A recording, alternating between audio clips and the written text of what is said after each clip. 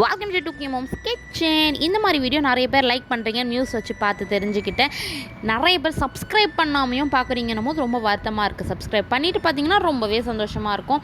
Afternoon lunch தான் ready பண்ணிகிட்டு இருந்தேன். மாதம்பட்டி சாரோட ரெசிபி தான் பண்ணிகிட்டு இருந்தோம். டேடிக்கு அப்படியே வரகரிசி ஃபிட் பண்ணி குக்கரில் வச்சு ஓரம் வச்சாச்சு. என் பிள்ளை ஒரு டிஐஒய் பண்ணிகிட்ருக்கா, என்னென்னு லாஸ்ட்டாக சொல்கிறேன். அப்படியே ரேஷன் போயிட்டு வந்தோம். அந்த க்ராசரிலாம் வாங்கி வந்திருப்போம்ல, பருப்பு சர்க்கரை அதெல்லாம் எடுத்து கொட்டி வச்சுட்டு அப்படியே டக்குன்ட்டு ரசம் கொதிக்க ஆரம்பிச்சிருச்சு. அவனையும் எடுத்து ஓரம் வச்சுட்டு சரி பருப்பையும் கொட்டி வச்சிடலான்னு வச்சுட்டு இருந்தேன். எல்லாரோட லைஃப்லேயும் இந்த ப்ரெக்னென்சி ஜேர்னிலாம் எப்படிலாம் ஜாலியாக ஹாப்பியாக அனுபவிச்சிங்க அப்படின்றத மறக்காமல் கீழே கமெண்ட் பண்ணிவிடுங்க.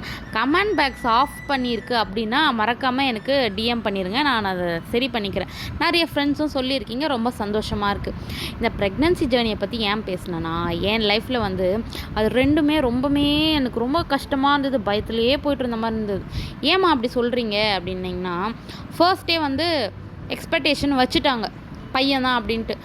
நமக்கு அப்போ பேபி பிறக்கிறதுனா என்ன ஒரு இதெல்லாம் இருக்காது ஃபஸ்ட் பேபிக்கு, ஆனால் பையன் தான் அப்படின்ட்டாங்க. ஆனால் எனக்கு பிறந்ததோ என் தீபு பாப்பா தான் ஃபஸ்ட்டு பிறந்தா. சரி ஓகே, ரெண்டாவது அப்போ ஃபஸ்ட்டு பொண்ணு பிறந்துருச்சு அப்படின்னு உடனே ரெண்டாவது பையன் பையன் அப்படின்னு எதிர்பார்த்து ரெண்டாவதும் பொண்ணு பிறந்துச்சுன்னு உடனே எல்லோரும் பயங்கரமாக டிசப்பாயின்மெண்ட் ஆகிட்டாங்க. நம்மளை ரொம்ப கஷ்டப்படுத்த ஆரம்பிச்சிட்டாங்க. பயங்கர ஸ்ட்ரெஸ். இதனாலே ஏன் பொண்ணு பிறந்தா அவ்வளோ ஒரு தப்பா அப்படின்ற அளவுக்கு நம்மளை யோசிக்க வச்சுட்டாங்க. ரொம்பவே கஷ்டம். ஆனால் என் அழகு ரெண்டு முத்துங்க என்னம்மா விளாண்டுட்டுருக்கு. இந்த வார்த்தைக்காகவே பொண்ணா அப்படின்றதுக்காகவே என் பிள்ளைங்க வளர்ந்து அவங்களுக்கெல்லாம் பதிலடி தரணும்.